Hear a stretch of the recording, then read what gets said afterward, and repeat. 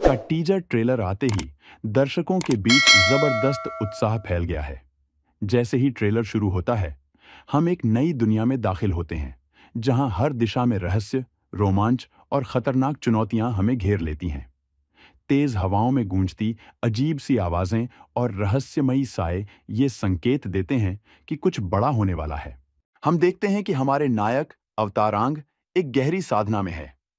पिछले सीजन के अंत में उसकी शक्ति बढ़ चुकी थी, लेकिन इस बार उसे नई कठिनाइयों का सामना करना है। अब उसका सामना होगा शक्तिशाली राष्ट्रों से, जो हवा, जल, अग्नि और पृथ्वी की शक्ति से युद्ध कर रहे हैं। आंग के दोस्त कटारा और सोक्का उसके साथ हैं, लेकिन इस बार उनके सामने नई चुनौतियां खड़ी हो चुकी हैं। अचानक से एक नई पात्र टॉफ बीफॉन का प्रवेश होता है, जो पृथ्वी को नियंत्रित कर सकती है और एक अद्वितीय शक्ति रखती है। वह आंग के दल में शामिल होती है और उसे सिखाने की कोशिश करती है कि कैसे पृथ्वी की शक्ति को अपनाया जाए। लेकिन यह इतना आसान नहीं है, क्योंकि आंग की राह में सिर्फ दुश्मन ही नहीं, बल्कि खुद उसके डर और सीमाएं भी हैं।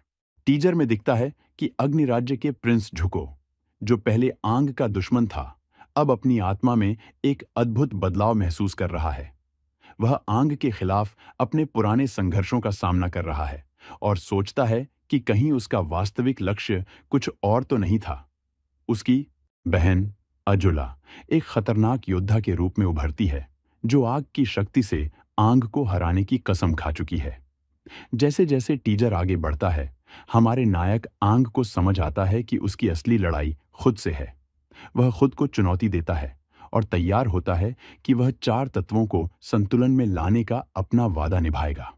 दर्शकों के बीच लगातार एक सवाल गूंज रहा है: क्या आंग, कटारा, सोक्का और टॉफ की यह टीम अजुला की खतरनाक शक्ति को हराने में सफल हो पाएगी? टीजर के अंत में एक शानदार दृश्य दिखता है। आंग की आंखें चमक रही हैं और वह चारों तत्वों की शक्ति को एक साथ नियंत्रित कर रहा है। अचानक से टीजर समाप्त होता है और दर्शकों के मन में यह सवाल छोड़ जाता है कि आगे क्या होगा।